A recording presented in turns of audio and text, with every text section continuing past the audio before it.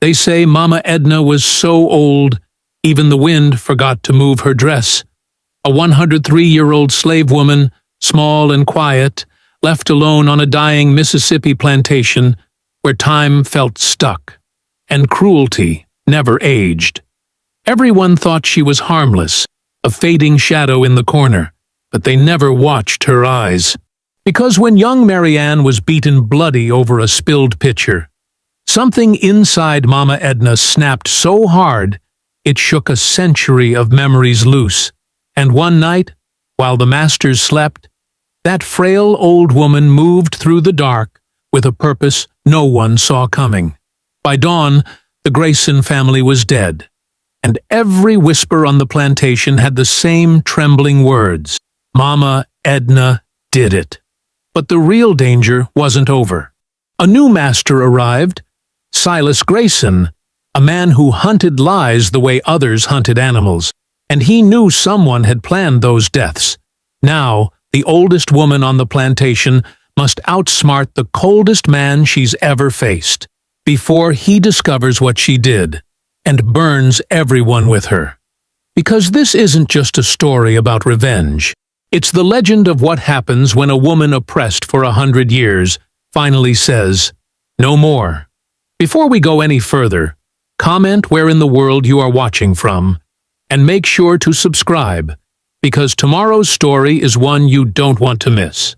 The sun had not yet cracked the horizon when Mama Edna's eyes opened. She did not jolt awake. Her body no longer had the strength for sudden movements.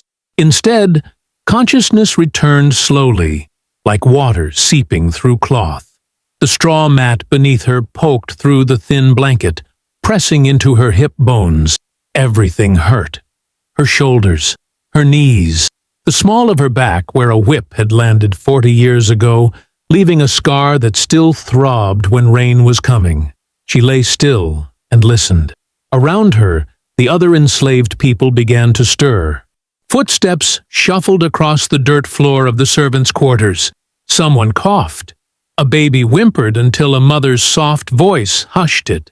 The familiar sounds of mourning settled over the room like a worn quilt, threadbare but expected.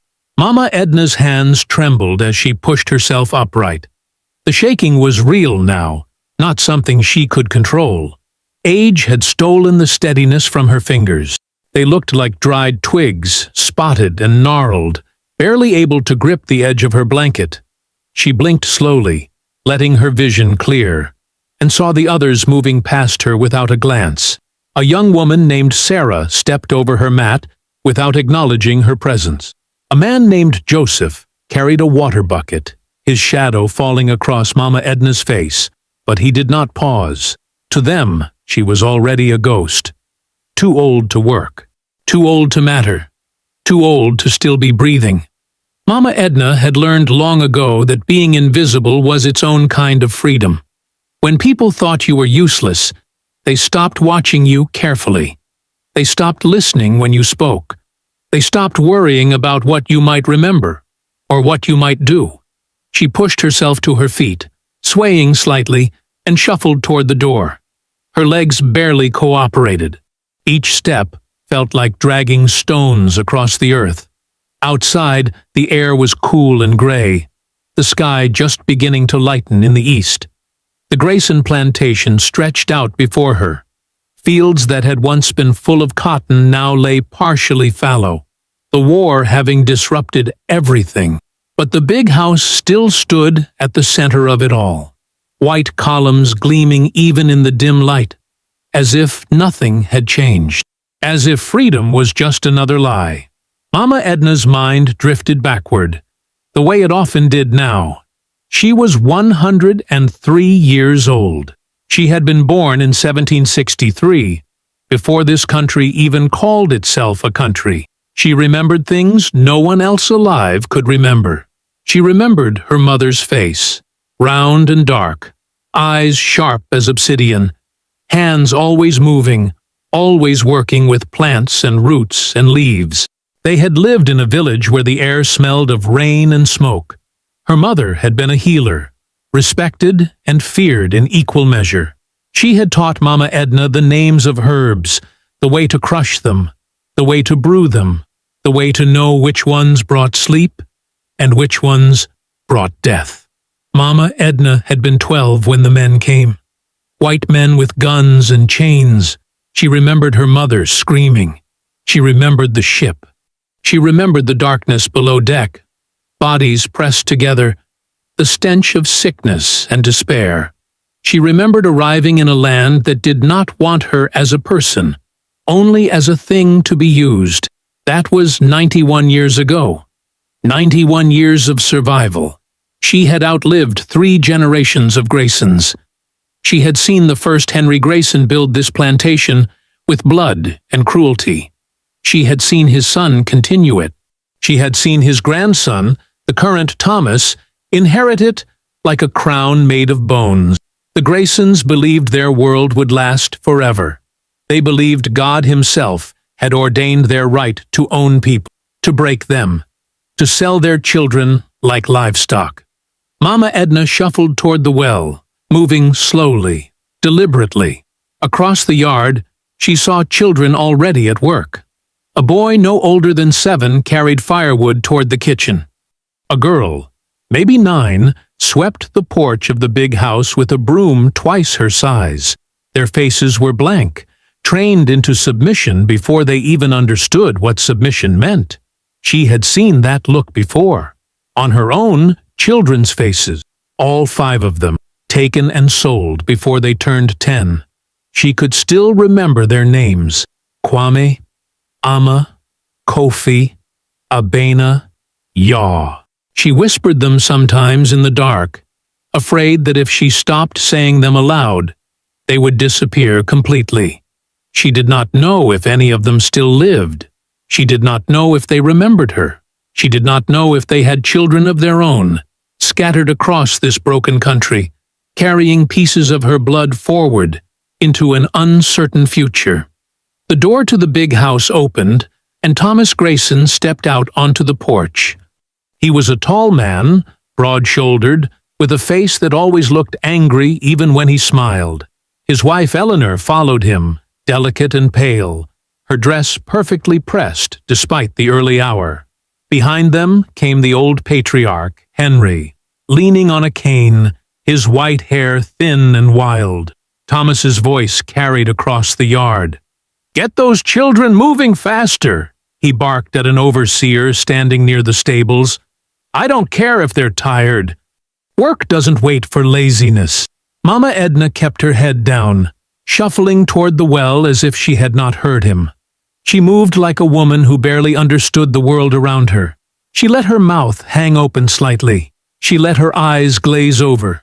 She had perfected this performance over decades, the act of being so old, so feeble, so simple-minded that no one saw her as a threat. But inside, her mind was sharp. Inside, she remembered everything. The day wore on slowly. Mama Edna sat in the shade near the quarters, pretending to doze while the others worked.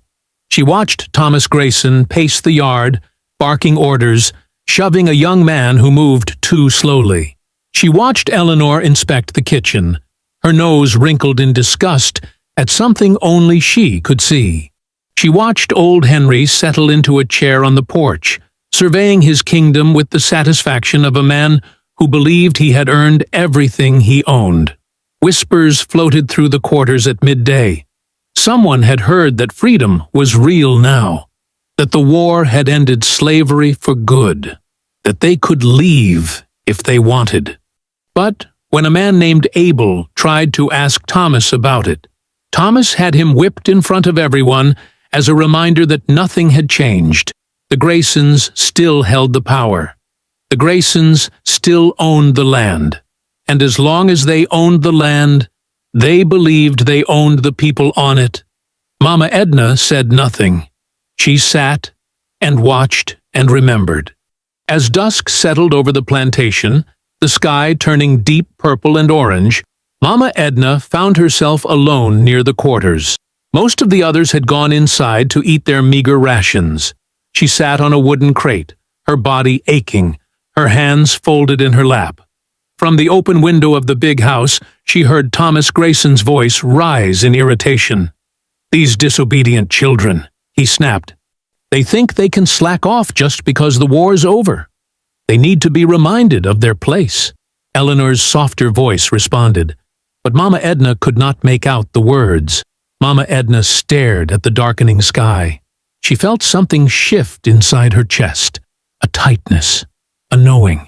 She had lived long enough to recognize the signs. Tension always built before violence. Silence always came before a scream. She whispered to herself, her voice so quiet it barely disturbed the air. Something always breaks before a storm. The next morning arrived with the same gray light, the same heavy air, the same feeling of a world stuck in place. Mama Edna woke before dawn, her body protesting every small movement. She dressed slowly, pulling on the same faded dress she had worn for years, its fabric thin enough to see through in places. Her hands shook as she tied the cloth around her head, covering her white hair. She moved through the morning routine like a shadow, shuffling out to the yard as the plantation came to life around her. By the time the sun cleared the horizon, the yard was full of activity. Children carried water from the well. Men headed toward the fields with tools slung over their shoulders. Women disappeared into the big house to begin their endless tasks of cooking and cleaning and serving. Mama Edna made her way to a wooden bench near the edge of the yard, lowering herself onto it with a groan that was only partly exaggerated. She sat hunched forward, her spine curved, her hands resting on her knees. To anyone watching, she looked like a woman waiting to die. Thomas Grayson stood in the center of the yard, hands on his hips, surveying everything with the cold authority of a man who believed himself born to rule. He wore a clean white shirt despite the early hour, his boots polished, his hair combed back. He barked instructions at the overseer, pointing toward the fields, then toward the stables, then back toward the house. His voice carried across the yard, sharp and impatient. Eleanor emerged from the house wearing a pale blue dress, her hair arranged in perfect curls. She carried herself with the careful grace of someone always aware of being watched. A parasol rested against her shoulder, even though the sun had barely risen. She looked at the people moving around her yard the way someone might look at furniture. Necessary, but not worth thinking about too deeply. A little girl named Mary Ann followed Eleanor, struggling to carry a ceramic water pitcher almost as big as her torso. Mary Ann was maybe 8 years old, small for her age, with thin arms and wide, nervous eyes.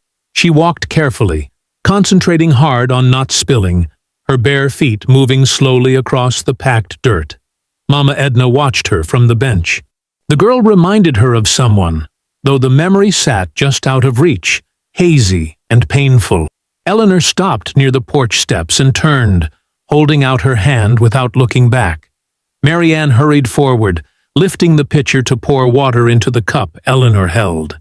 The pitcher was heavy, too heavy for such small hands. Mary Ann's arms trembled with the effort. She tilted it carefully, and water began to flow into the cup. Then her grip slipped. The pitcher tumbled from her hands and shattered against the ground, ceramic pieces scattering across the dirt, water spreading in a dark stain. Mary Ann froze, her eyes going wide with terror. Eleanor stepped back quickly, looking down at her wet shoes with disgust. "Thomas!" she called, her voice tight. Thomas turned, saw the broken pitcher, saw the water, saw the little girl standing there with her hands still outstretched. His face darkened instantly. He crossed the yard in 3 long strides, his boots crunching over broken ceramic. "You clumsy! Worthless!" He did not finish the sentence. His hand came down hard across Mary Ann's face, the sound of the slap cracking through the morning air. The girl fell sideways, landing hard on her hip. She did not cry out. Not yet. She had learned, like they all learned, that crying only made it worse. But Thomas was not finished. He grabbed her by the arm and yanked her upright, then struck her again. This time, she did scream, a high, thin sound that cut through everything else. He hit her a third time, then a fourth, his breathing heavy, his face twisted with rage that had nothing to do with a broken pitcher and everything to do with a need to dominate, to hurt, to prove he still held all the power. Mama Edna's vision blurred. The yard around her seemed to shift and shimmer. She was no longer looking at Mary Ann. She was looking at Amma, her second daughter, 6 years old, screaming as a white man beat her for dropping a basket of vegetables. She was looking at Abena, her fourth child, crying as she was dragged away to be sold because she had talked back to the mistress. She was looking at a century of children, her children, other people's children, children whose names she never learned, being broken for the smallest mistakes, for accidents, for existing in a world that hated them. The memories crashed over her like waves. Her mother's face, the ship, the first master who bought her, the years of work and pain and watching everyone she loved torn away, the decades of pretending to be weak, pretending to be stupid, pretending to be nothing because it was the only way to survive. Mary Ann collapsed on the ground, sobbing now, her small body curled into itself. Thomas stood over her, breathing hard. "Get her out of my sight," he snapped at a nearby woman. "Lock her in the shed. She can spend the day thinking about her carelessness. And tonight, she gets 10 lashes so she remembers." 2 women hurried forward to lift Mary Ann, who was still crying, blood trickling from her nose. They carried her away toward the punishment shed, a small building at the edge of the property, where disobedient enslaved people were taken to be whipped or locked in darkness for days. Mama Edna sat on the bench, her hands gripping her knees so hard her knuckles turned gray. Her lips moved, forming words almost too quiet to hear. "Not again. Not again. Not one more child. Not one more scream. Not one more century of this." The day passed in a fog. Mama Edna moved through it without seeing anything clearly. She ate nothing. She spoke to no one. She sat and stood and shuffled from place to place, her mind somewhere far away, somewhere deep inside where a decision was taking shape, like a storm gathering strength.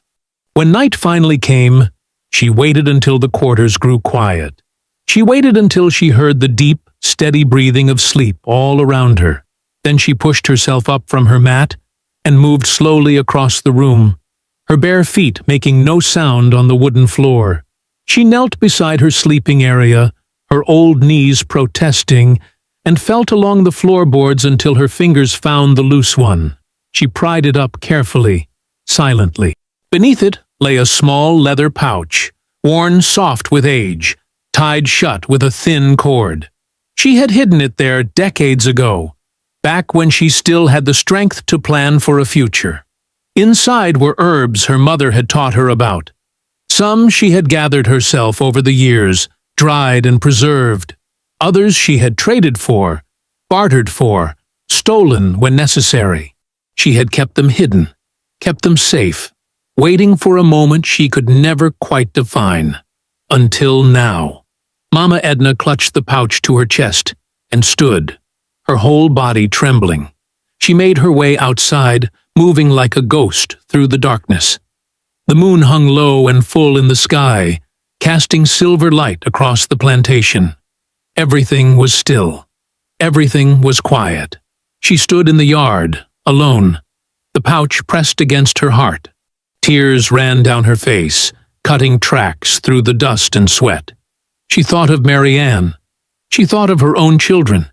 She thought of every person who had suffered here, every scream she had heard, every body she had helped bury. Her voice came out as a whisper, cracked and raw. "No more." The words hung in the night air, a promise and a declaration. The plantation slept. Darkness covered everything like a heavy blanket, broken only by the pale moonlight that filtered through the trees. In the main house, Candles had been extinguished hours ago. The Graysons lay in their beds, breathing the deep, careless breaths of people who had never known fear in their own home. Outside, crickets sang their endless song. An owl called from somewhere in the distance. The night air hung thick and humid, pressing down on everything. Mama Edna stood in the shadow of the servants' quarters, clutching the leather pouch. Her heart beat fast in her chest, a rhythm that seemed too strong for a body as old as hers. She had not felt this alive in decades. Terror and determination mixed together inside her, creating something sharp and focused. She knew what came next. She had known since the moment she pulled the pouch from its hiding place. Moving slowly, carefully, she crossed the yard toward the main house. Every step required concentration. Her legs wanted to betray her, to shake and collapse, but she forced them to obey. She had walked this path thousands of times over the years, carrying water, carrying food, carrying whatever the masters demanded. Tonight, she carried something else entirely. The back door to the kitchen stood unlocked. The Graysons never worried about locks. Who would dare enter? Who would dare challenge them in their own home? Mama Edna pushed the door open, wincing as the hinges gave a soft creak. She froze, listening. Nothing stirred. No footsteps above. No voices calling out. She slipped inside and eased the door shut behind her. The kitchen smelled of ash and old grease. Moonlight came through the window, painting everything in shades of silver and black. Mama Edna stood still for a moment, letting her eyes adjust, letting her breathing slow. She knew this room better than any place on earth. She had worked here for more than 70 years, since the first Grayson patriarch bought her as a young woman. She knew which floorboards creaked. She knew where every pot and pan hung. She knew where Eleanor kept the tea, where the sugar sat, where the special tonic bottles were stored. She set the pouch down on the wooden counter and untied the cord with trembling fingers. Inside lay small bundles wrapped in cloth, each one containing dried herbs, roots, seeds. She unwrapped them one by one, spreading them out before her. Moonlight caught the different colors: deep brown, pale yellow, dark green. Her mother's voice came back to her across a century of silence. This one stops the heart slowly. This one makes the stomach bleed inside. This one brings sleep that never ends. The lessons had been taught in a language Mama Edna barely remembered now, in a place that felt more like a dream than a memory. But the knowledge remained, buried deep in her mind, waiting. She selected 3 different herbs, ground them together using the side of a heavy spoon, crushing them into a fine powder. The mixture smelled bitter, earthy, like something dead beneath soil. She worked slowly, methodically, her hands steadier than they had been in years. The tea kettle sat on the stove, already filled with water for morning. Eleanor always insisted on fresh tea first thing, before anything else. Thomas and Henry joined her most mornings, sitting in the dining room while enslaved hands served them. Mama Edna lifted the kettle's lid. The water inside sat dark and still. She tilted her hand, letting the powder fall in, watching it disappear into the liquid. She stirred it with a long spoon, making sure it dissolved completely, leaving no trace. Then she replaced the lid and set the kettle back exactly as she had found it. But she was not finished. On the shelf near the window sat 3 small glass bottles, Eleanor's special tonics. She complained constantly of headaches, of difficulty sleeping, of vague ailments that required special treatment. Last evening she had asked for a strong tonic to help her rest. Mama Edna had been ordered to prepare it. She reached for the largest bottle, uncorked it, and added more of the powder.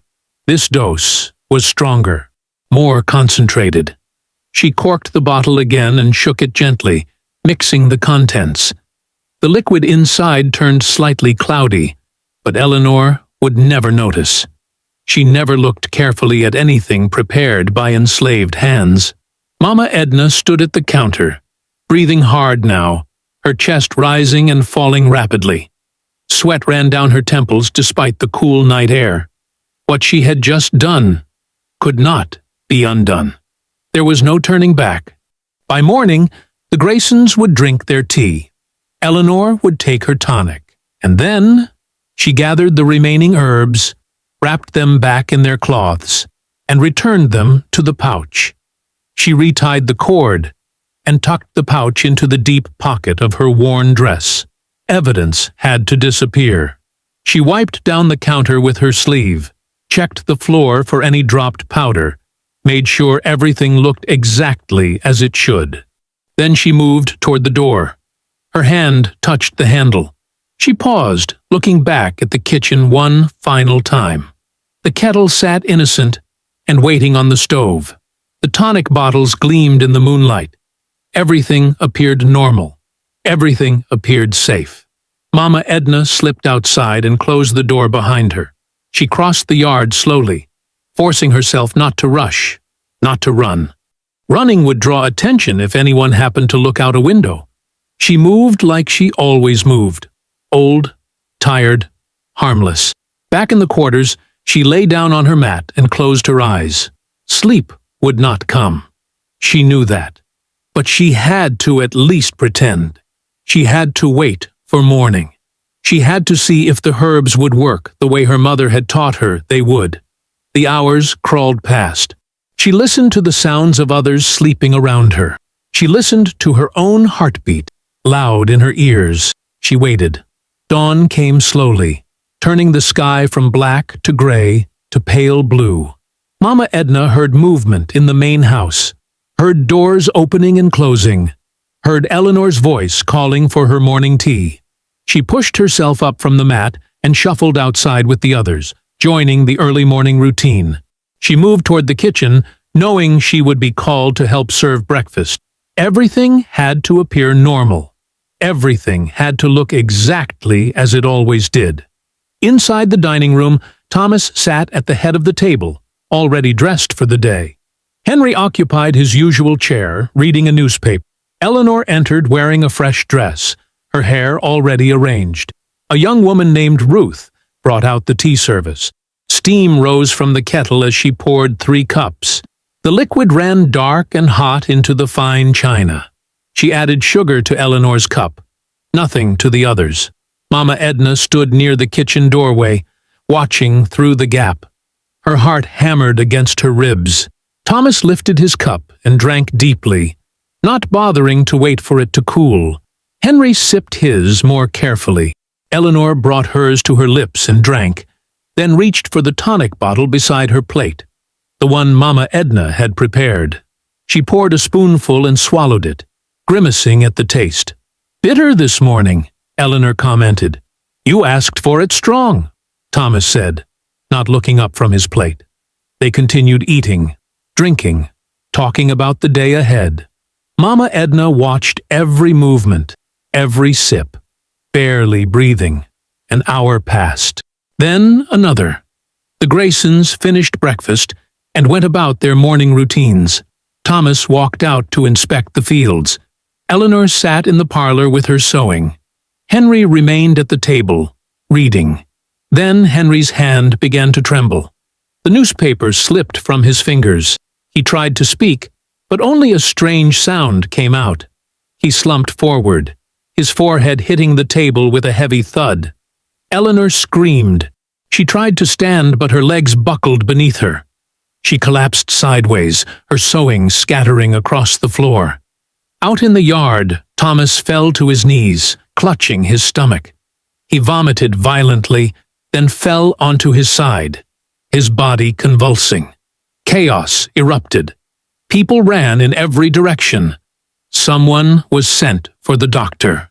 Enslaved women carried the Graysons to their beds, laying them out, trying to help even as confusion and fear spread through the house. The doctor arrived within 2 hours, a thin man with spectacles and a black bag.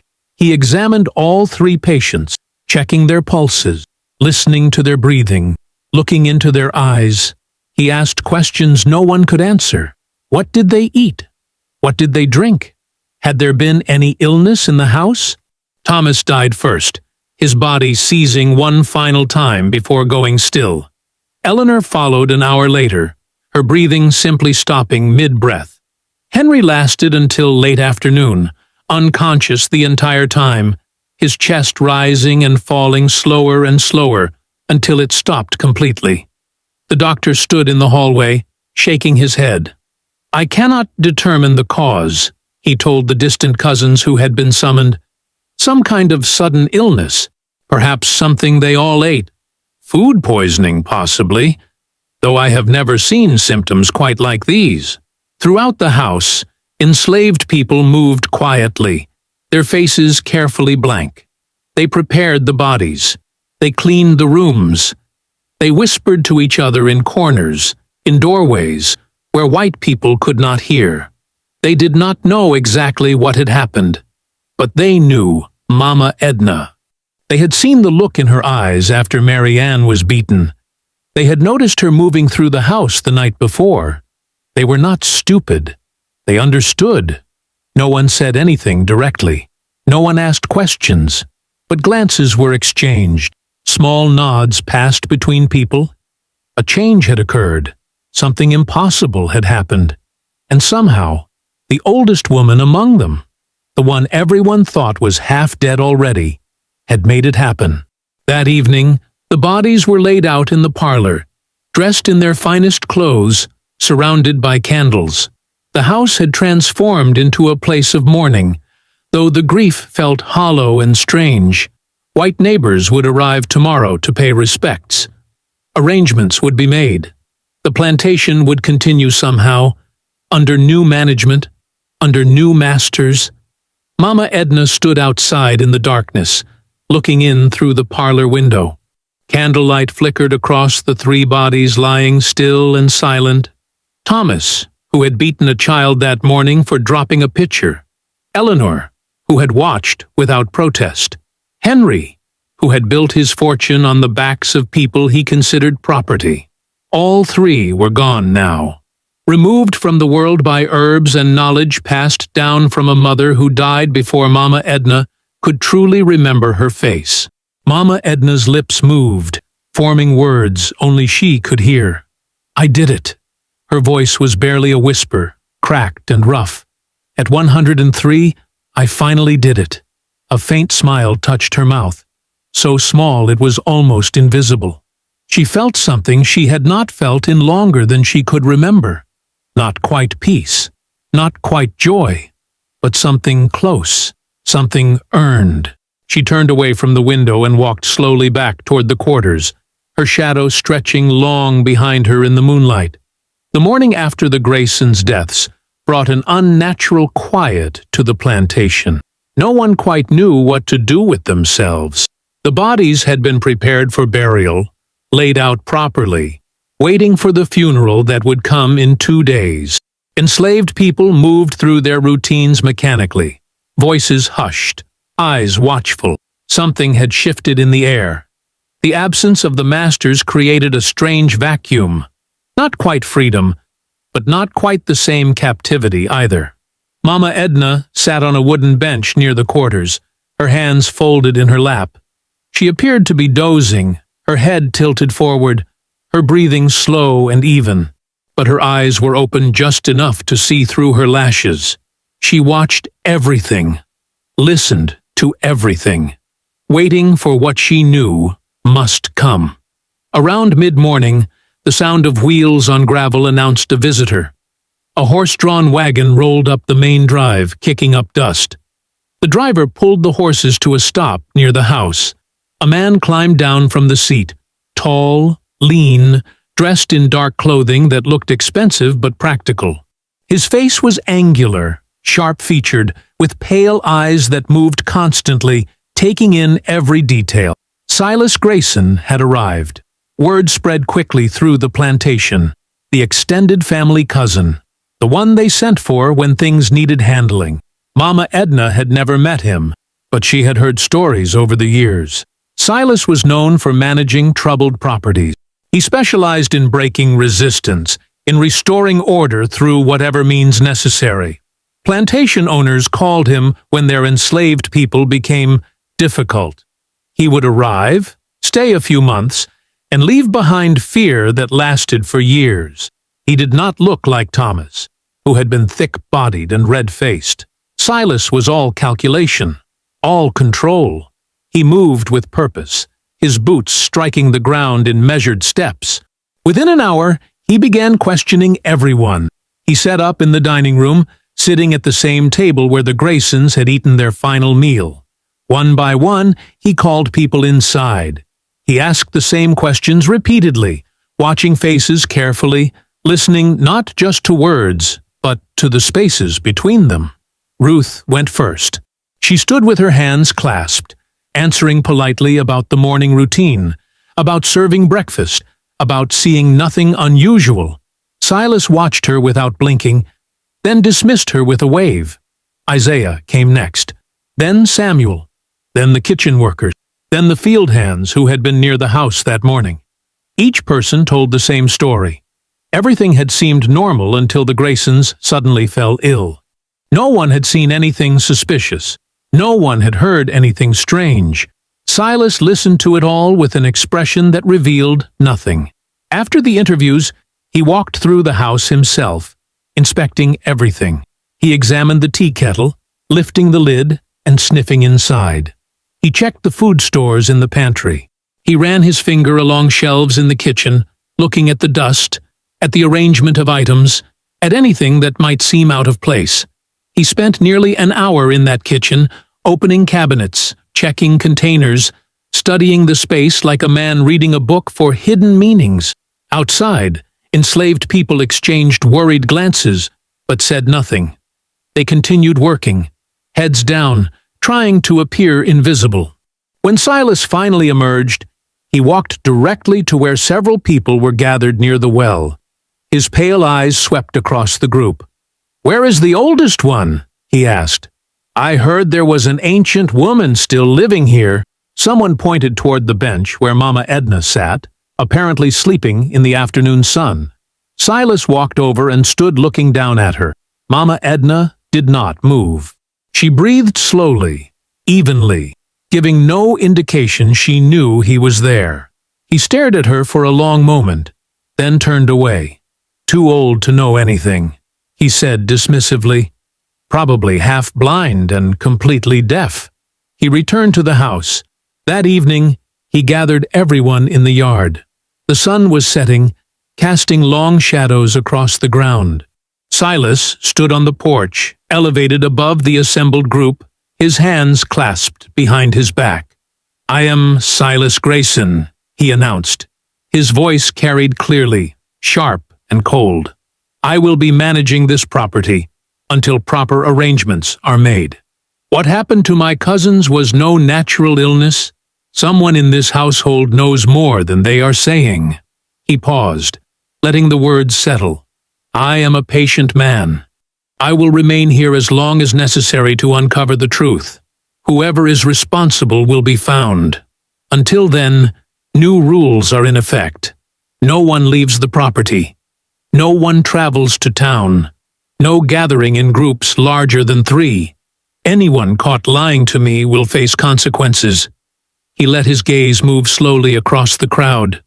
"I have dealt with situations like this before. I know how to recognize deception. I know how to find truth. You would be wise to remember that." The announcement ended. People dispersed slowly, fear settling over the plantation like fog. Mama Edna shuffled back to the quarters with the others, moving carefully, maintaining the appearance of frailty. That night, after most people had settled onto their sleeping mats, Mama Edna heard a soft whisper near the doorway. "Mama Edna?" She recognized Isaiah's voice. She pushed herself up slowly and moved toward the door, stepping outside into the darkness. Isaiah waited there with Ruth and Samuel, their faces barely visible in the starlight. They walked together to a spot behind the quarters, far from the main house, hidden by trees. No one spoke until they were certain they could not be overheard. "Mama," Ruth whispered urgently. "That man."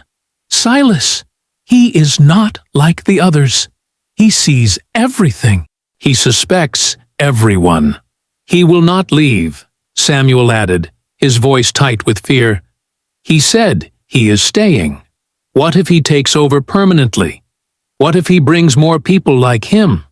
Isaiah stood with his arms crossed, his expression grim. He talked about consequences, about finding whoever is responsible. Mama, we need to know. What happened? How did they all die at once? Mama Edna looked at each of their faces. Young faces, frightened faces. They deserved truth, even if truth brought danger. I killed them, she said quietly. The words fell like stones into water. I used herbs my mother taught me. I poisoned their tea and Eleanor's tonic. I did it because I could not watch another child be beaten. I could not live one more day under their hands. The three of them stood frozen, eyes wide. Ruth's hand went to her mouth. Samuel took a step backward. Isaiah's jaw clenched. You, Ruth breathed. You really? Yes, Mama Edna said. And now you know, but you must never admit it. Never speak of it. Not to Silas. Not to anyone. If he asks, you know nothing. You saw nothing. You heard nothing. Do you understand? They nodded slowly, still processing what they had just learned. He will hurt us, Samuel said. When he does not find answers, he will start hurting people to make someone talk. I know, Mama Edna said, but if any of you confess, he will kill all of us anyway. Silence is the only protection we have. They stood together in the darkness, bound now by shared knowledge and shared danger. In the distance, a light moved near the main house. A lantern swung slowly, held by someone walking the grounds. The figure moved methodically, pausing at different spots, examining the property. Silas. The lantern light came closer, moving toward the servants' quarters. The four of them pressed back into the shadows, not breathing, not moving. Silas walked past, just feet away, his boots crunching on gravel. He paused outside the quarters, holding the lantern up, looking at the building. His shadow stretched long and dark across the ground. Inside, Mama Edna had returned to her mat. She lay still but watched through a crack in the wall as Silas stood there, thinking, calculating. His lips moved. She could barely hear the words, but they reached her anyway. Someone here is lying.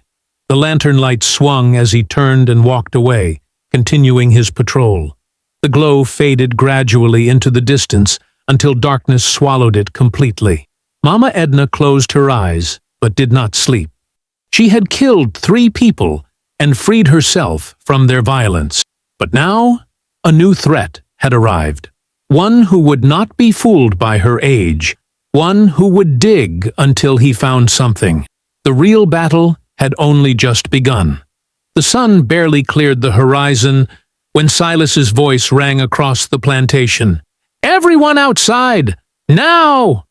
People stumbled from the quarters, still half asleep, confusion and fear mingling on their faces. The morning air was cool, but no one felt it.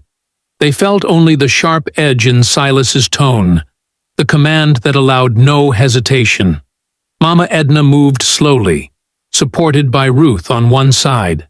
She shuffled into the yard with the others, her body bent, her steps uncertain. She positioned herself near the back of the gathering, hidden partially behind taller bodies. Silas stood on the porch again, but this time he was not alone. 4 white men flanked him, all armed with rifles. They wore rough clothes and hard expressions. Patrollers, men hired to hunt runaways, to enforce discipline, to break resistance through violence. These men will be staying here, Silas announced. They will watch you. They will report to me. Anyone who steps out of line will answer to them. The patrollers spread out, taking positions around the yard. One leaned against a tree, picking his teeth with a small stick. Another walked slowly through the crowd, studying faces with open hostility. The third and fourth positioned themselves near the quarters entrance, blocking any quick retreat. Silas descended the porch steps. He walked into the center of the yard, his boots striking the dirt with deliberate force. Yesterday, I asked questions. Today, I will get answers. He stopped in front of an older man named Jacob, who had worked in the kitchen for years. You served the family their meals. You handled their food, their water, their tea. What did you put in it? Jacob's eyes widened. Nothing, sir. I only served what the cook prepared. The cook is dead, Silas said coldly. You are still alive. That seems convenient. I did not. Silas struck him across the face with the back of his hand. Jacob stumbled, but caught himself. Blood appeared at the corner of his mouth. I will ask once more, Silas said. What did you put in the food? Nothing. Jacob's voice cracked. I swear before God, I did nothing. Silas turned to the patrollers. Bring the post. Two of the armed men moved to the side of the yard where a thick wooden post stood, used for punishment. They dragged Jacob toward it. He struggled weakly, but they were stronger, younger, ruthless. They bound his wrists to the post, stretching his arms above his head. One patroller retrieved a whip from his saddle. The crowd stood frozen. No one dared speak. No one dared move. Silas addressed them all. This is what happens when people refuse to cooperate. When people hide the truth. When people think they can deceive me. The whip cracked through the air. Jacob screamed. The leather bit into his back, tearing through his shirt, opening flesh. The sound echoed across the yard, the snap of the whip, the cry of pain, the horrible wet impact of each strike.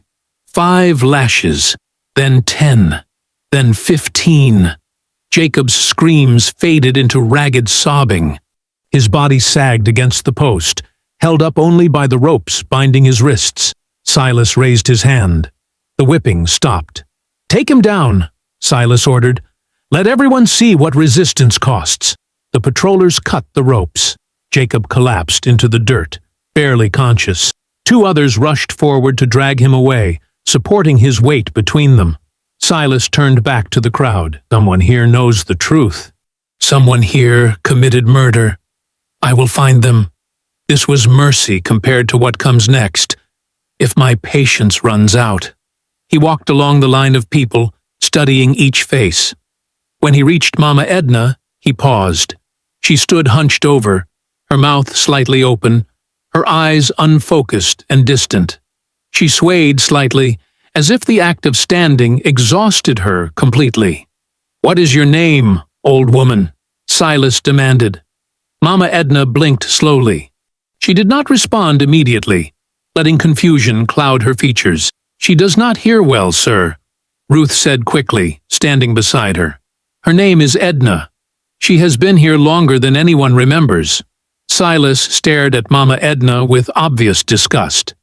How old? 103, sir, or thereabouts. Silas made a dismissive sound. A waste of air. He moved on without another glance. When the inspection finally ended, people dispersed in silence. The patrollers remained visible everywhere, watching, waiting, looking for any excuse to inflict more punishment. Mama Edna returned to the quarters with Ruth and Isaiah close beside her. Once inside, away from watching eyes, her posture straightened slightly. The confusion vanished from her face. We cannot stay here, Ruth whispered urgently. That man, Jacob, he will die from those wounds, and Silas will do worse. We have to escape. Now. Tonight. It is too soon, Mama Edna said quietly. He expects panic. He expects someone to run. The patrollers are watching for exactly that. Isaiah's hands clenched into fists. Then what do we do? Wait until he whips us all to death?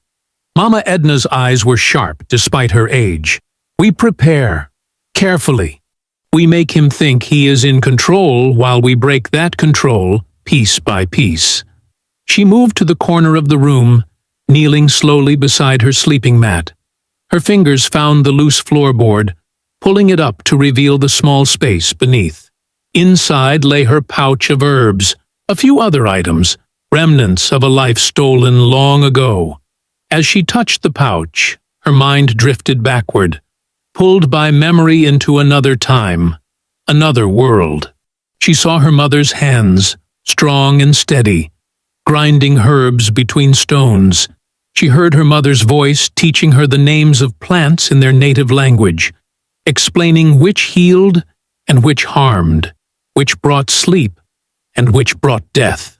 She remembered the village, the sounds of children playing, the smell of cooking fires, the feeling of sun on her face when she was still free. She remembered being 12 years old, gathering water with other girls, laughing about nothing important. Then the men came, white men with chains, the screaming, the burning, her mother fighting until they struck her down, the darkness of the ship's hold, the smell of death and waste, the endless rocking of waves. She remembered arriving in this country, being sold like livestock, learning to hide her intelligence because smart enslaved people were dangerous enslaved people. She remembered her mother's final words, whispered desperately before they were separated forever. Remember what I taught you. Survive, and if you cannot survive as yourself, survive as a ghost. Mama Edna blinked, returning to the present. Her fingers still rested on the herb pouch. What did your mother teach you? Ruth asked softly, watching her face. Everything, Mama Edna said. How to heal, how to harm, how to appear weak while remaining strong, how to wait for the right moment. She looked up at Ruth and Isaiah. And she taught me that survival sometimes requires becoming something your enemy does not expect. Over the next hours, Mama Edna taught them small acts of sabotage. How to loosen screws so hinges would fail at inconvenient moments. How to add moisture to grain stores so food would spoil faster. How to frighten horses with certain scents so they would panic and bolt. How to weaken rope so it would snap under pressure.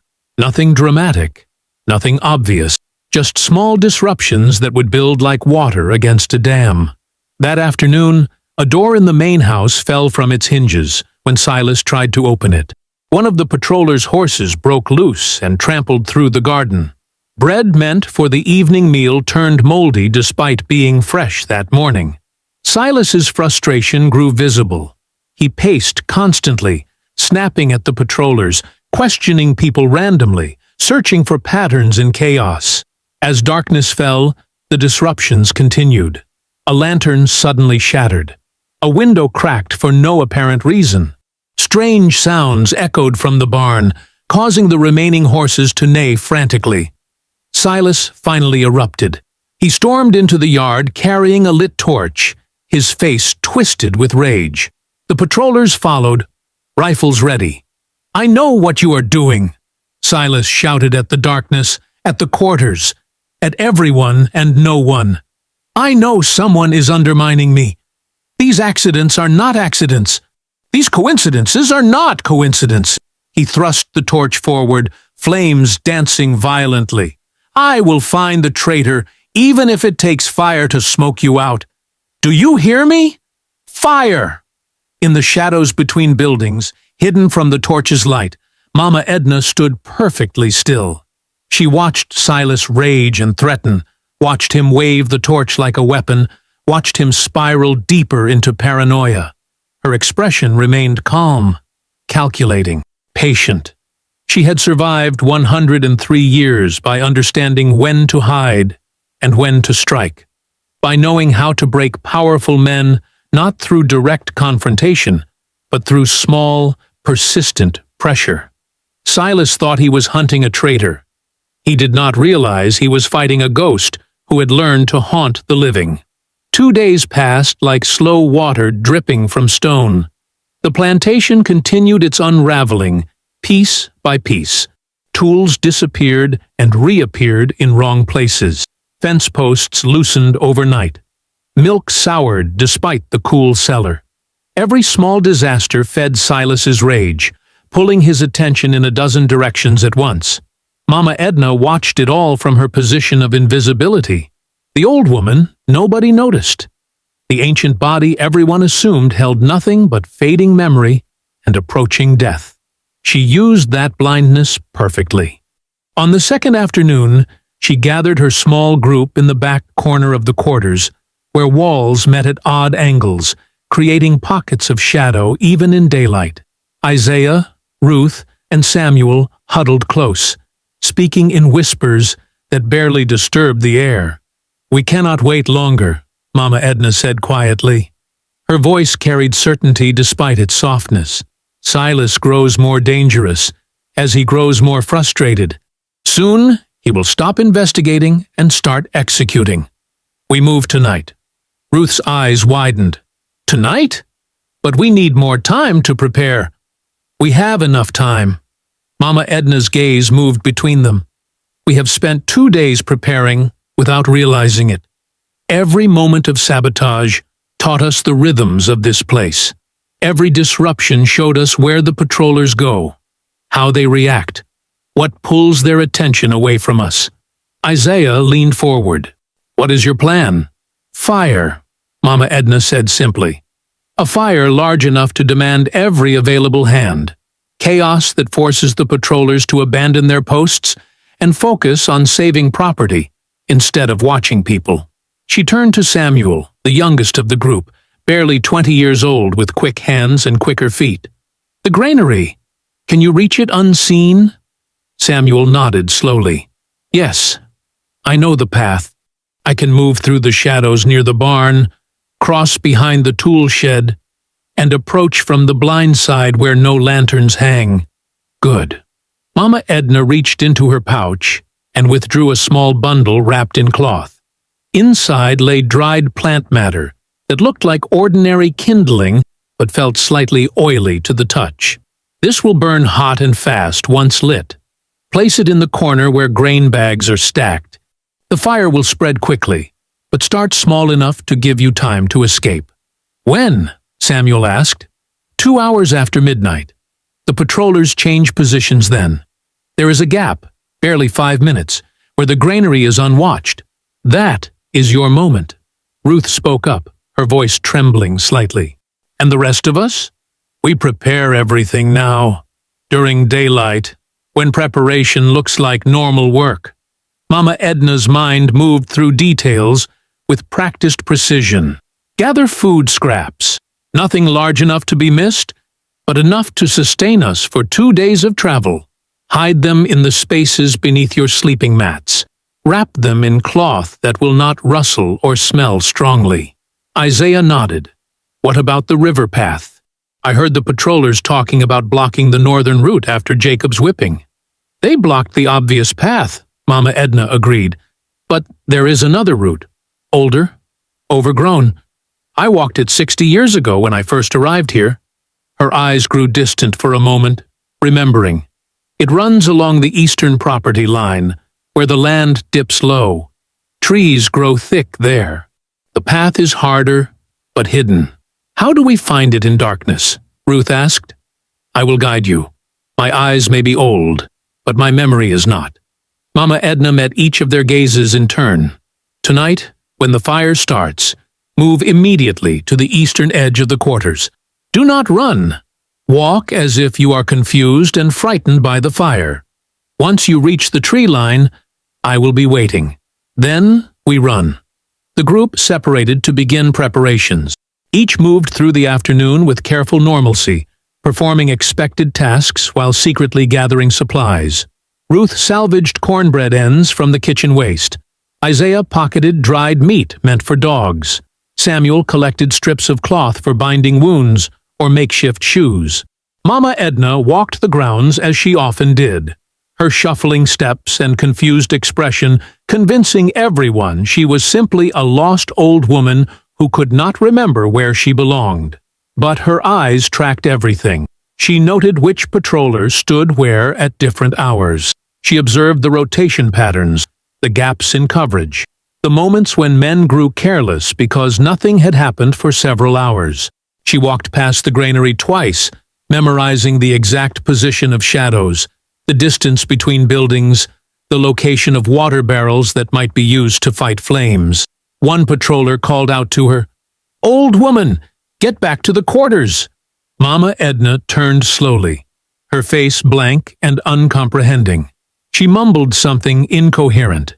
The patroller waved her away, dismissively. Useless. Completely useless. She shuffled off, hiding the sharp calculation in her eyes. As afternoon faded into evening, the group ate their meager supper in silence. Around them, other enslaved people moved through familiar routines, unaware that some among them would vanish before sunrise. Mama Edna did not tell the others. Fewer people knowing meant fewer chances for betrayal, intentional or accidental. She felt the weight of that decision, leaving people behind who might also want freedom, but she carried it anyway. Survival required hard choices. It always had. Midnight came and went. The plantation settled into uneasy quiet. Lanterns dimmed. Patrollers yawned at their posts. The night stretched long and dark. 2 hours after midnight, Samuel rose from his mat. He moved like smoke through the quarters, slipping between sleeping bodies without disturbing anyone. Outside, he pressed himself against walls, using shadows as shelter. He reached the granary exactly as planned. The patrollers had just rotated. The blind spot opened. Samuel darted inside. The smell of stored grain filled his nose. He found the corner where bags were stacked highest, where the fire would spread fastest.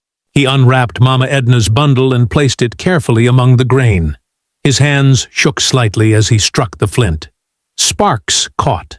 The dried plant matter ignited with surprising speed, flames crawling up the grain bags almost immediately. Samuel ran.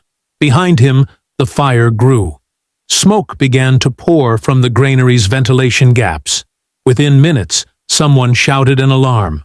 "Fire! Fire at the granary!" Chaos erupted. Patrollers abandoned their posts, running toward the blaze with buckets and blankets. Silas emerged from the main house, shouting orders that contradicted each other. People scattered in panic and confusion. In that chaos, 4 figures moved quietly toward the eastern tree line. Mama Edna led them despite her age.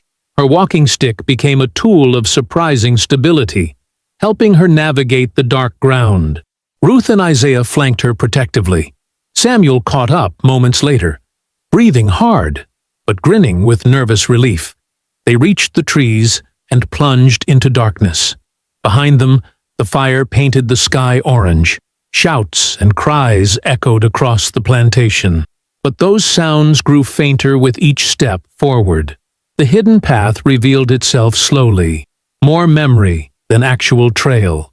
Mama Edna's feet remembered turns her eyes could barely see. They walked for hours, moving as quickly as her aged body allowed. When she stumbled, the others caught her.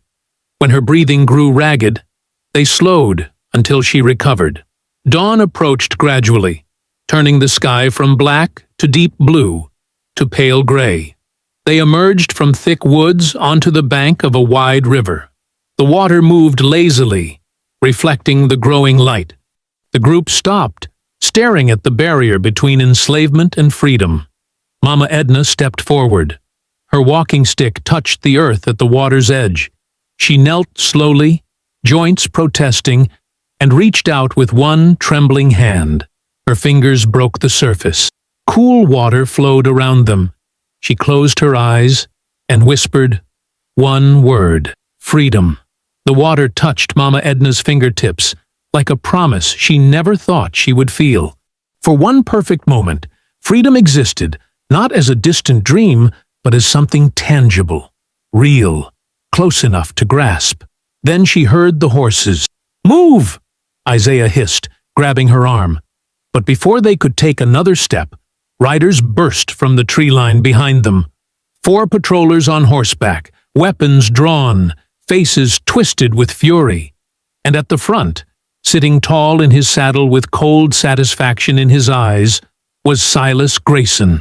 "I knew it," Silas said quietly. His voice carried across the riverbank despite its softness. "I knew someone would run tonight." Smoke and fire, chaos and distraction. Primitive tactics, but effective if your enemy is stupid. He dismounted smoothly. I am not stupid. The patrollers surrounded them within seconds. Ruth grabbed Mama Edna's other arm, trying to shield her. Samuel stepped forward, placing himself between the old woman and the approaching men. We are leaving, Samuel said. His voice shook but held firm. The war is over. Slavery is finished. You got no right to stop us. Silas laughed, a short, sharp sound without humor. Rights? You speak of rights? He drew a pistol from his belt and examined it casually. Rights are words on paper. Power is what you hold in your hand. And right now, I hold all the power here. The law says we are free, Isaiah tried, though his voice lacked conviction. The law says many things. Silas's gaze swept over them with contempt. The law also says property must be protected. Thieves must be punished. Arsonists must face justice. You burned my granary. You stole supplies. You attempted to flee in the night like criminals. These are facts, not philosophical debates about freedom. He gestured toward the patrollers. Bind them. The men moved forward. Samuel stood his ground. No, I was not asking your permission. Silas raised his pistol. Run! Samuel shouted. He lunged at the nearest patroller, knocking the man sideways.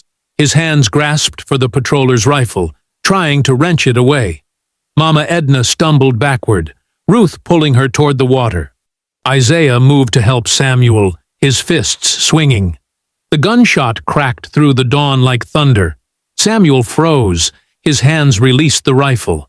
He looked down at the spreading red stain across his chest with an expression of confused surprise. His knees buckled. No! Ruth screamed. Samuel fell. The water at the river's edge turned pink around his body. His eyes stared upward at the lightening sky, seeing nothing. Mama Edna felt something tear inside her chest, not physical, but deeper. Another life ended trying to protect her. Another person lost because she dared to fight back. The patrollers grabbed Isaiah and Ruth roughly, forcing their arms behind their backs. Iron shackles clicked shut around their wrists.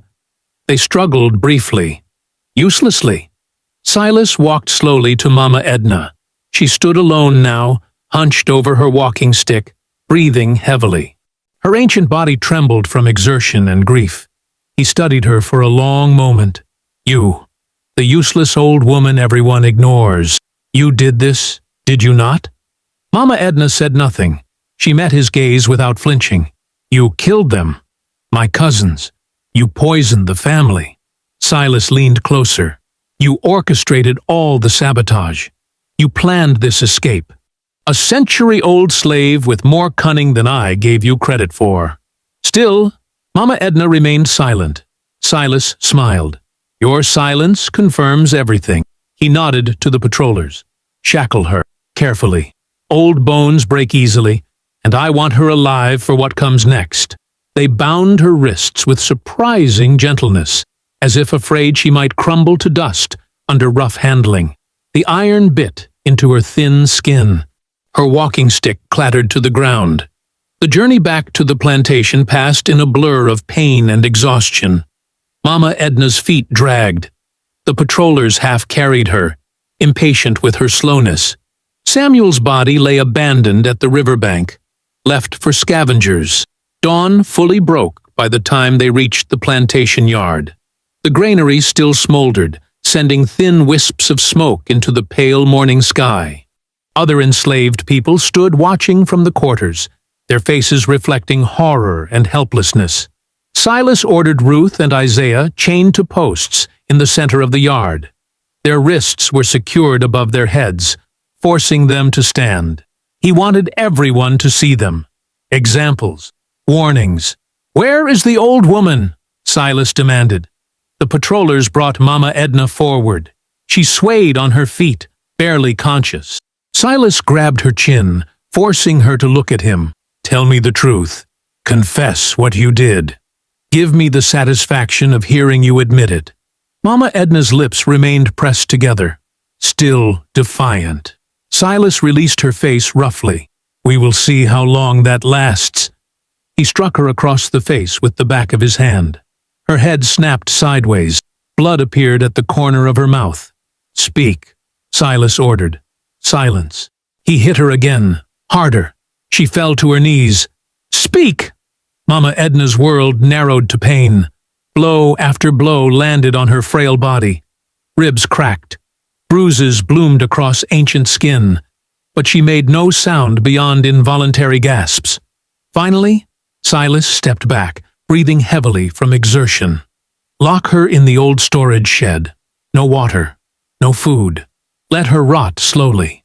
When she is ready to confess, she can call out. Until then, she suffers." The patrollers dragged Mama Edna across the yard. The storage shed stood at the plantation's edge, half collapsed and forgotten. They threw her inside onto the dirt floor and slammed the door. A heavy lock clicked into place. Darkness swallowed her. Mama Edna lay motionless, each breath sending fire through her broken ribs.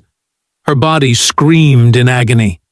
Blood pooled in her mouth from split lips and loosened teeth. Outside, she heard Silas addressing the gathered enslaved people. "Look at your companions chained in this yard. Look at this shed where the old woman dies. This is what rebellion earns you. This is what defiance costs. Remember these lessons well."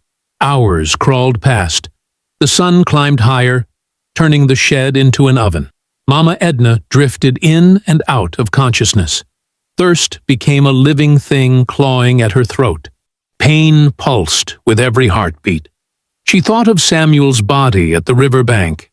She thought of Ruth and Isaiah suffering in the yard. She thought of a century of loss and grief pressing down on her like the weight of the earth itself. Had it been worth it? This rebellion that cost so many lives? Night fell eventually. The temperature dropped. Darkness deepened inside the shed until Mama Edna could not see her own hands. She stared upward at rafters she could no longer see, her vision blurred by swelling and tears.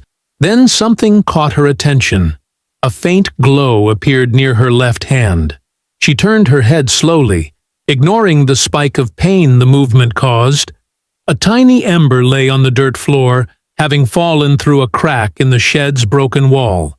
It came from a lantern outside, probably carried by a patroller making rounds. The ember glowed softly, a small point of red-orange light in overwhelming darkness. Mama Edna stared at it. Her broken fingers reached out slowly, trembling, and touched the warm fragment. She whispered one word into the darkness. "Not yet." The ember continued to glow. The ember pulsed between her fingers like a dying heartbeat. Mama Edna lay motionless for several moments, feeling its warmth against skin so old it had long forgotten the meaning of gentle touch. Her body screamed with injuries, ribs sharp as broken glass inside her chest, bruises spreading across flesh that had survived a century of cruelty. Blood crusted at the corners of her mouth. Each breath burned. But the ember lived, and so did she. Mama Edna forced herself to move. Her right arm pushed against the dirt floor, shaking violently with effort. Pain exploded through her torso. She gasped, but did not cry out. Giving Silas the satisfaction of hearing her suffer would be a victory she refused to grant him. She rolled onto her side first. The world spun. Nausea churned in her empty stomach. Her vision blurred, doubled, then slowly focused again on the tiny glowing coal in her palm. Sitting up took minutes that felt like hours. Her spine protested every inch of movement. Broken ribs shifted and ground together. Sweat poured down her face despite the night's chill. Finally, she managed to prop herself against the shed's wooden wall.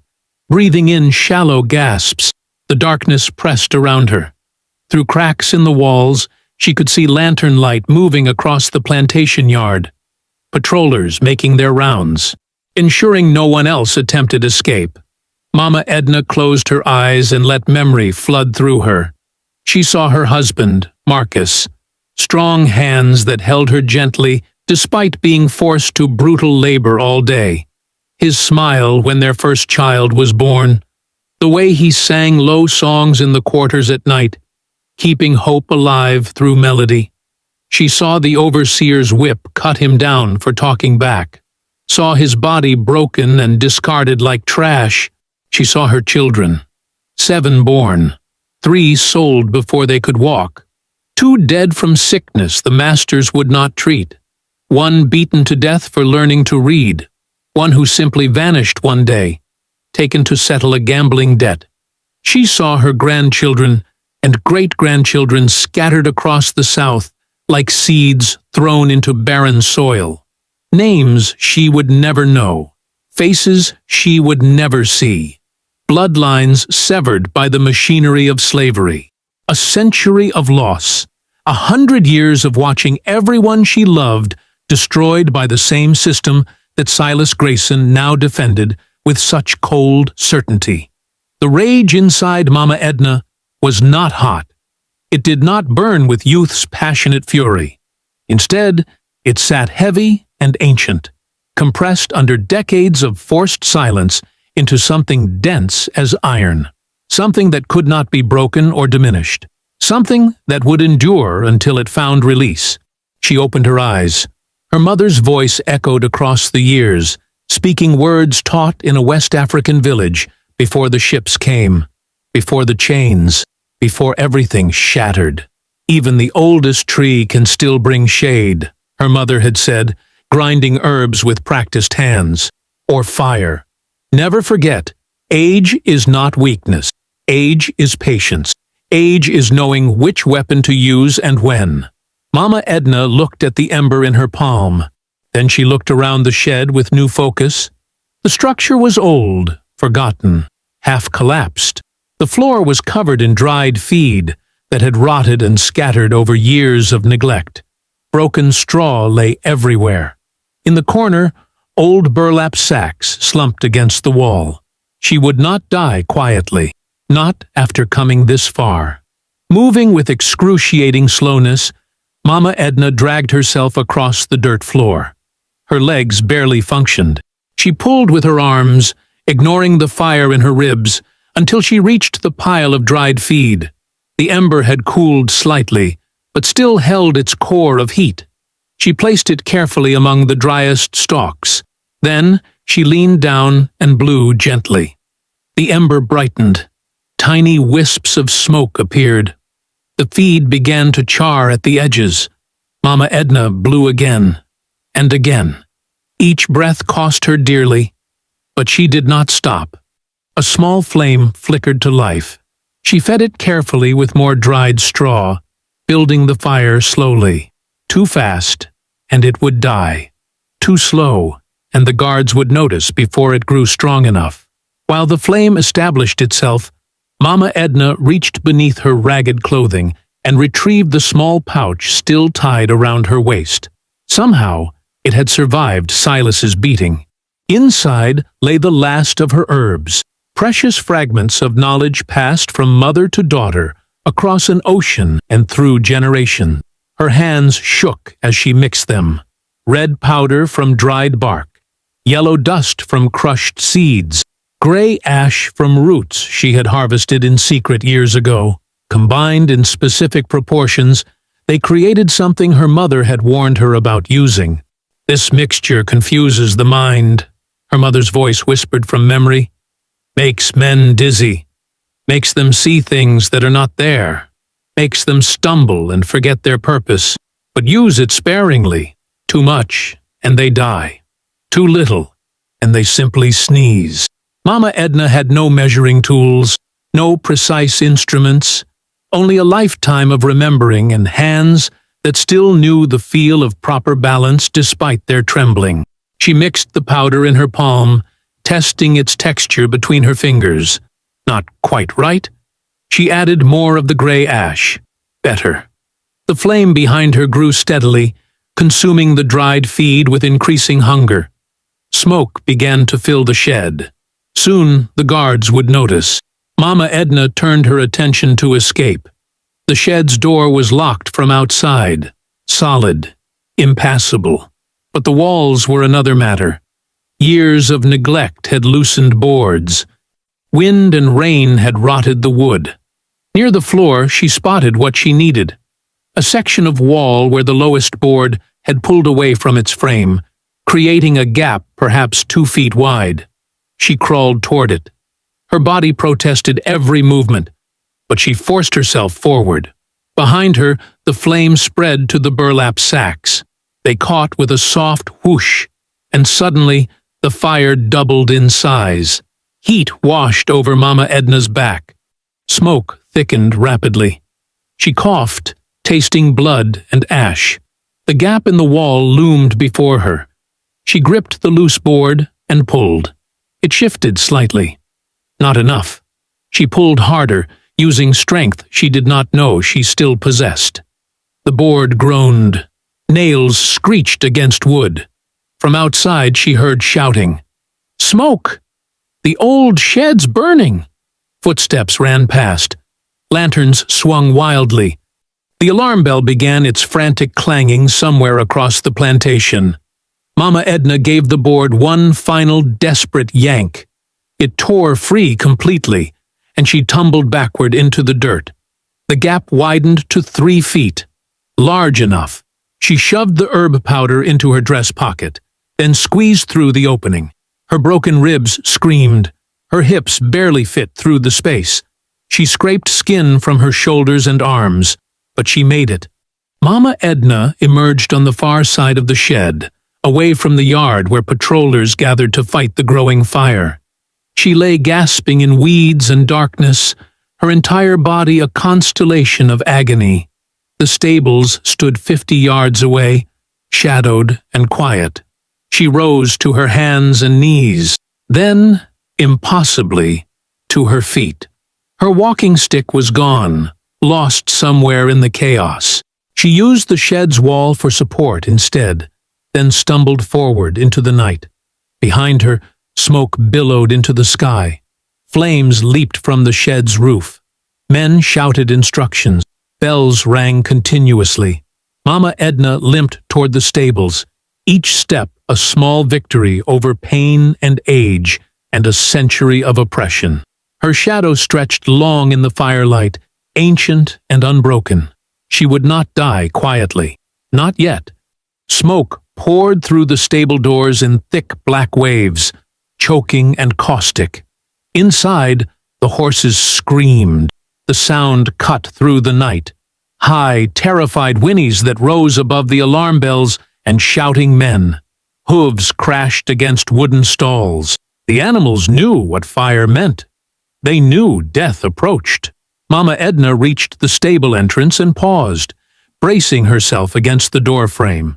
The heat from the burning shed washed across the yard now, creating flickering shadows that danced like demons across every surface. Patrollers ran back and forth with buckets, attempting to contain the blaze before it spread further. No one noticed the hunched old woman slipping into the stables. Inside, chaos reigned. 8 horses occupied the stalls, and all 8 fought their confinement with desperate strength. They reared and kicked, eyes rolling white with terror. Smoke drifted through the rafters above, growing thicker by the moment.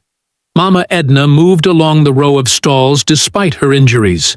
Each stall door had a simple sliding bolt mechanism. Her arthritic fingers struggled with the first one, fumbling against wood worn smooth by decades of use. The bolt slid free. She pulled the door open. A massive chestnut mare burst past her so quickly, the wind knocked Mama Edna sideways.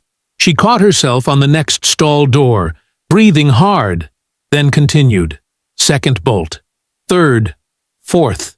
Horses exploded into the main aisle one after another, a stampede of muscle and panic. They crashed through the stable's open entrance into the yard beyond. Someone shouted, "The horses! They're loose!" Mama Edna freed the 5th and 6th animals. A gray gelding nearly trampled her in his rush for freedom. She pressed herself flat against the wall. feeling his body heat as he thundered past. Seventh stall. The bolt stuck.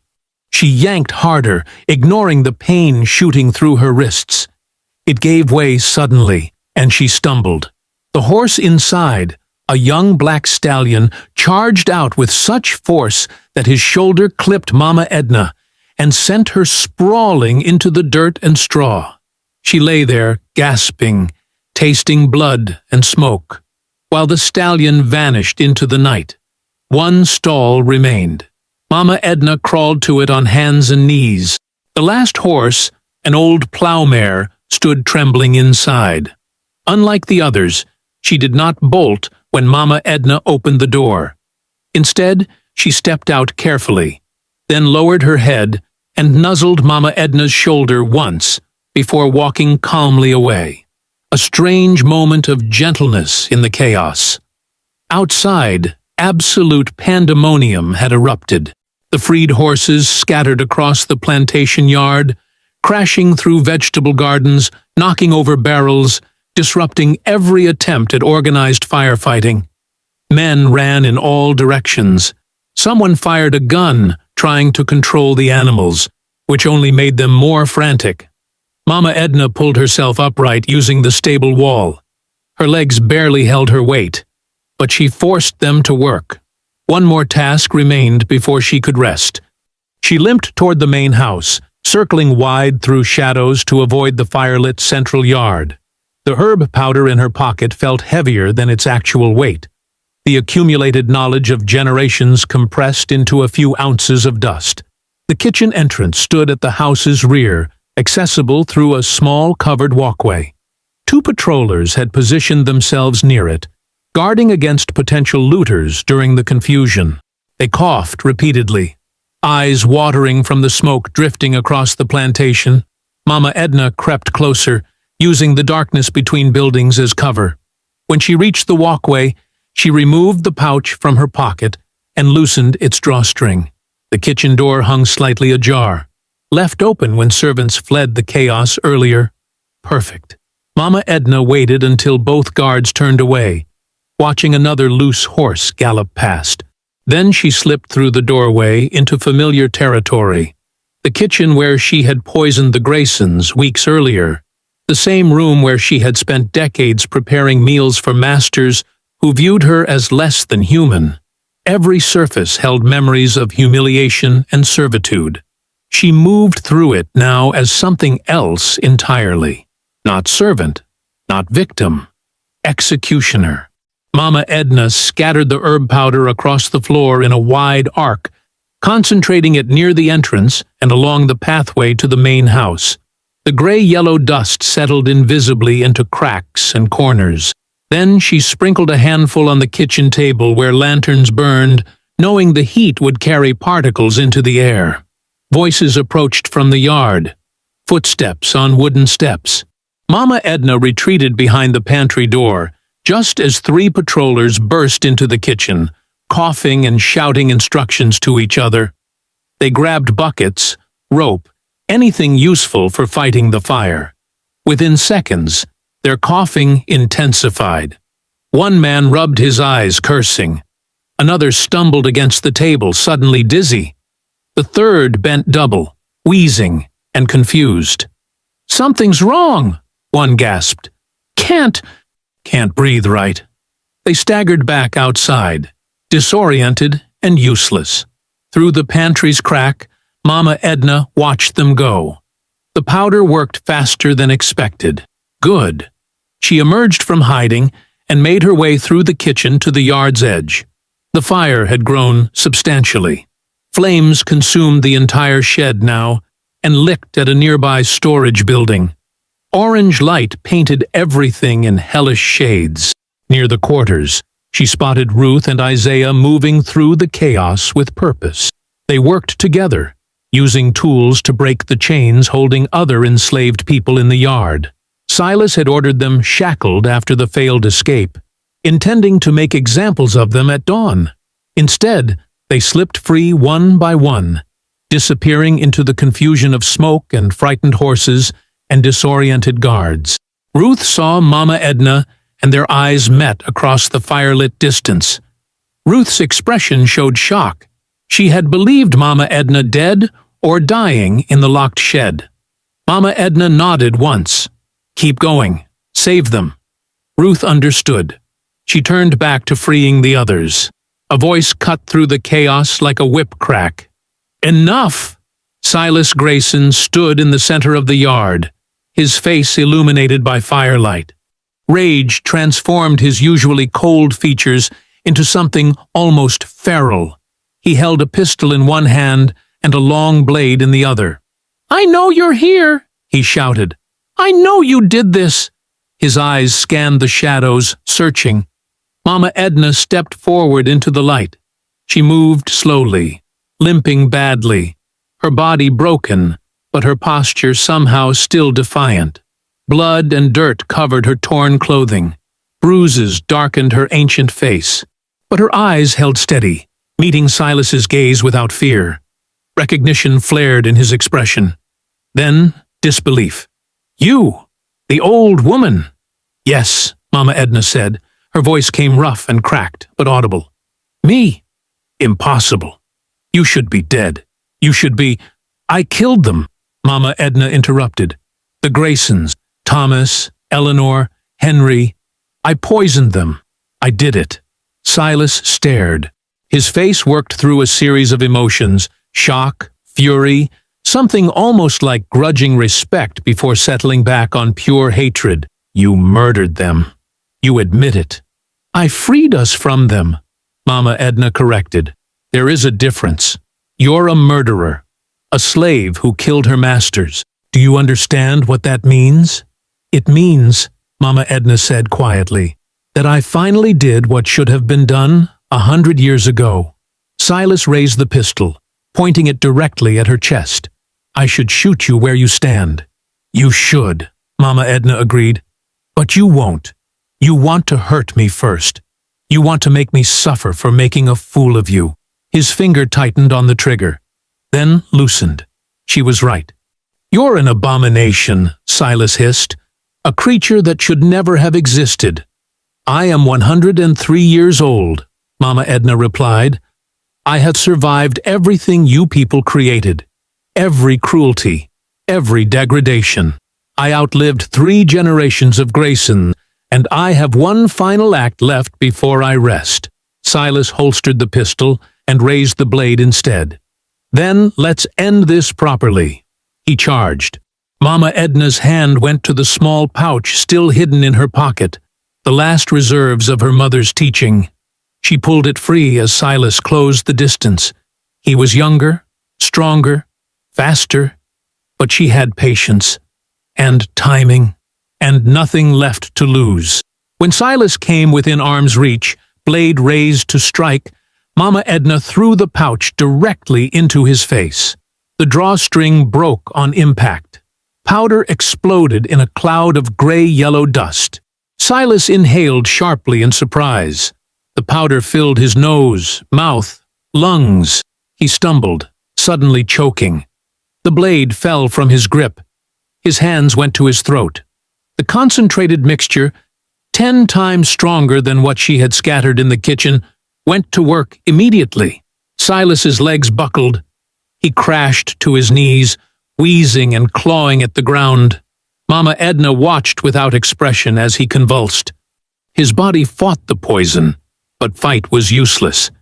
The herbs paralyzed his lungs slowly, methodically, giving him time to understand what was happening. Silas looked up at her, eyes bulging, mouth opening and closing like a fish drowning in air. "You hunted a ghost," Mama Edna said softly. "Now the ghost hunts you." Silas's final breath left his body in a rattling wheeze. The fire had consumed the main stables completely. Flames still licked at support beams, sending sparks spiraling into the pre-dawn sky. Smoke hung thick across the plantation yard, transforming everything into ghostly shapes and shadows. But the chaos had ended. The horses had scattered into the surrounding woods. The patrollers lay incapacitated or fled. Silas Grayson's body remained where it had fallen, face down in the dirt. one hand still reaching toward the blade he never used. As the first pale light of sunrise touched the horizon, the formerly enslaved people gathered in a loose circle around Mama Edna. Their chains lay broken on the ground. Their faces showed exhaustion, terror, confusion, and something else, something fragile and new, hope. Ruth knelt beside Mama Edna, examining her injuries with gentle hands. The old woman sat propped against a fence post, breathing shallow and labored. Blood stained her clothing from wounds reopened during the confrontation. Her ancient body had finally reached its absolute limit.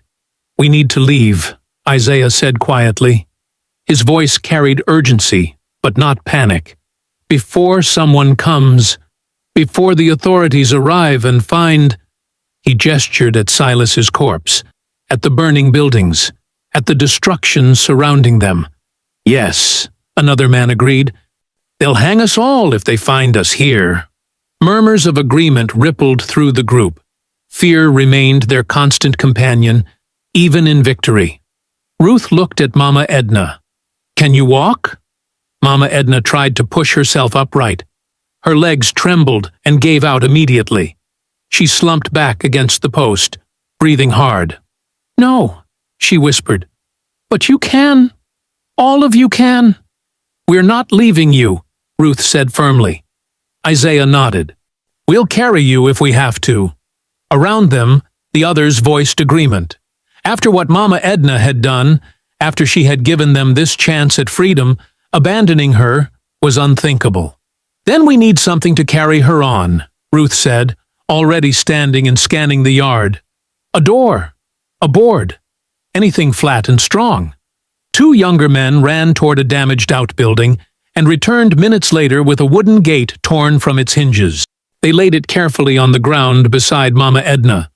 Isaiah and Ruth lifted her as gently as possible, settling her onto the makeshift stretcher. She weighed almost nothing, her body reduced to bone and sinew after a century of deprivation. 4 people, 2 on each side, gripped the gate's edges. "North," Mama Edna murmured. "Follow the river north." "We know," Isaiah said softly. "We remember." The group moved out as the sun broke fully over the horizon, turning the smoke-filled sky shades of red and gold. They walked past the burning stables, past the main house where 3 generations of Graysons had ruled with cruelty, past the quarters where so many had suffered and died. They walked toward the tree line at the plantation's northern edge. Behind them, flames crackled and timbers collapsed.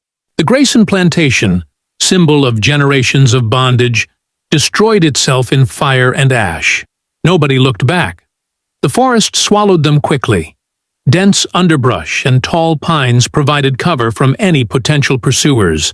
The group moved carefully but steadily, following game trails and natural clearings. Isaiah led the way, using the sun's position to maintain their northward bearing. Ruth walked beside the stretcher-bearers, occasionally checking Mama Edna's condition. The old woman's eyes remained closed most of the time, her breathing increasingly shallow. They traveled for hours. The morning heat built as they pushed deeper into the woods. Sweat soaked their clothing. Their bodies, weakened by years of inadequate food and brutal labor, protested every step. But they kept moving. Around midday, they reached a small clearing where a narrow stream cut through the forest floor. Isaiah called for a halt. The stretcher-bearers lowered the gate carefully, giving their aching arms relief. Ruth brought water to Mama Edna's lips.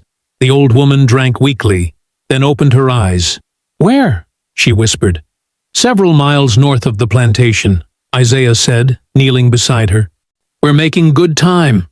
Mama Edna's gaze moved slowly across the gathered faces. Young and old, men and women, all watching her with expressions mixing gratitude and concern. "Keep going," she said. Her voice came barely audible.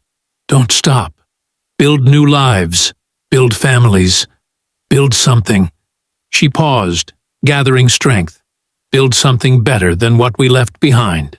"We will," Ruth promised, tears streaming down her face. "We will, Mama." Tell them, Mama Edna continued. Tell your children. Tell their children. Tell them what happened.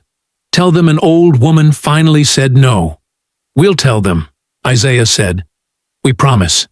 Mama Edna's hand reached up, trembling, and Ruth took it gently.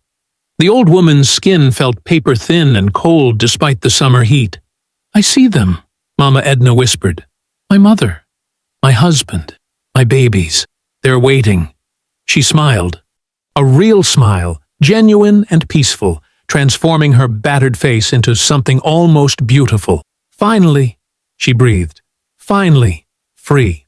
Her hand relaxed in Ruth's grip. Her chest rose once more, then fell, then stilled. Mama Edna, age 103, died peacefully in a forest clearing, surrounded by the people she had saved. Sunlight filtered through the pine branches above, dappling her still face with patterns of light and shadow. Ruth sobbed openly. Isaiah bowed his head. Around them, others wept or stood in shocked silence. They had lost their liberator, but they had gained their freedom. They buried her at the base of a massive oak tree near the clearing's edge. The tree's roots ran deep and strong, its branches spreading wide overhead. Isaiah said it reminded him of Mama Edna herself, ancient, enduring, sheltering. Using their hands and broken branches, they dug as deep as they could in the hard earth. They laid Mama Edna to rest, wrapped in Ruth's shawl, positioned carefully so she faced east toward the rising sun. Before covering her, each person placed something small in the grave: a smooth river stone, a wildflower, a carved piece of wood, tokens of remembrance and gratitude. Isaiah spoke simple words. You gave us tomorrow. We won't forget. They filled the grave and marked it with stones arranged in a pattern Mama Edna had once described from her African childhood, a circular design representing the eternal cycle of life. Then they continued north, carrying Mama Edna's memory with them. Years passed. The group scattered eventually, settling in different northern communities where black people built lives away from the South's ongoing violence. They married, had children, told stories around fires and dinner tables, and always the story of Mama Edna spread. It traveled through churches and work camps, through family gatherings and secret meetings. The details shifted slightly with each telling, but the core remained constant. An old woman, over 100 years old, had brought a plantation to the ground and freed her people. Some said she used poison. Others said fire. Some claimed she used ancient magic passed down from Africa. All agreed she had waited a lifetime for justice, then seized it with both withered hands. The story became legend. The legend became hope. Hope became resistance. Decades later, in a small northern town, an elderly black man sat on his porch with his great-granddaughter. The child, maybe 6 years old, played with a cloth doll at his feet. "Tell me a story, Grandpa," she said. The old man, whose name was Isaiah Jr., named for his grandfather, smiled.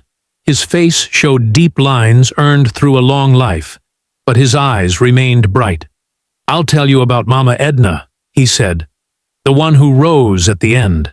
The child listened, rapt, as Isaiah described a woman who had lived through unimaginable suffering yet never broke completely, who had pretended weakness while gathering strength, who had used her final days to destroy the system that had tried to destroy her. When he finished, the child asked, "Was she real?"